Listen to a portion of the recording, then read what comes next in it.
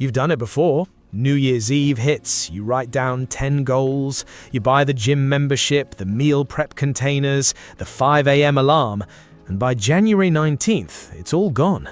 Here's the part nobody tells you. It wasn't a willpower problem, it was a size problem.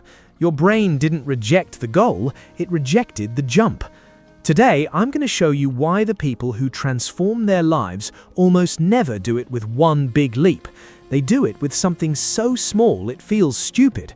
And I'm going to show you the actual psychology behind why tiny changes create massive shifts in who you become. By the end of this video, you'll know exactly how to engineer a habit that sticks, using 3 mechanisms your brain is already running whether you know it or not. When you set a massive goal, your brain does something specific. It runs a cost forecast before you've even started. It looks at the size of the task, compares it to your current energy, and if the gap is too wide, it floods you with resistance before you take a single step. That resistance isn't laziness, it's a prediction. Your nervous system is built to protect your energy reserves, and a giant, vague goal reads as a threat to that budget, so it stalls you. Meanwhile, a small action, something that takes under 2 minutes, barely registers on that threat scale. There's almost nothing to resist, and that's the loophole we're going to use. I call this system micro-momentum. The idea that your brain doesn't care how big an action is, it only cares that an action was completed. Every completed action, no matter how small, sends a signal through your brain's reward circuitry that says, "This is who we are now." Do that enough times, and your identity updates without you having to force it. Let's break down the 3 mechanics that make this work. Mechanic 1 is habit stacking. Your brain is a pattern-matching machine. It already runs dozens of automatic routines a day. Brushing your teeth, making coffee, locking the door. These routines are wired into a part of your brain called the basal ganglia, and they run on autopilot because repetition has carved a kind of neural groove.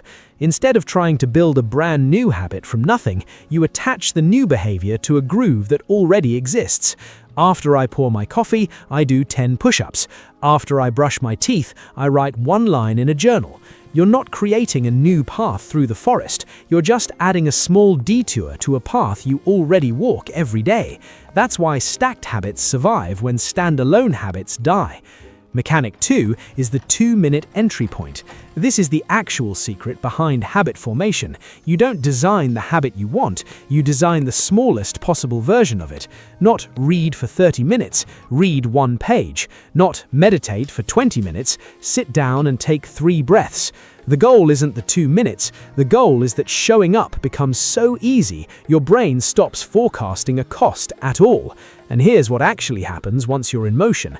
Momentum takes over. You rarely read just 1 page, but even on the day you do stop at 1 page, you still voted for the identity of a reader. The action was never really about the output, it was about the repetition wearing a groove deep enough that eventually the behavior runs without a decision at all. Mechanic 3 is environment design. Willpower is expensive and it runs out fast, but your environment doesn't get tired. If the cue for a bad habit is sitting in front of you, you'll perform that habit long after your motivation is gone. So instead of fighting temptation with discipline, you remove the decision entirely. Put the book on the pillow and the phone charger across the room. Put the running shoes by the door and the remote control in a drawer. You're not becoming a more disciplined person, you're redesigning the room so that the disciplined choice becomes the obvious low-friction choice. Most people try to win this battle inside their head.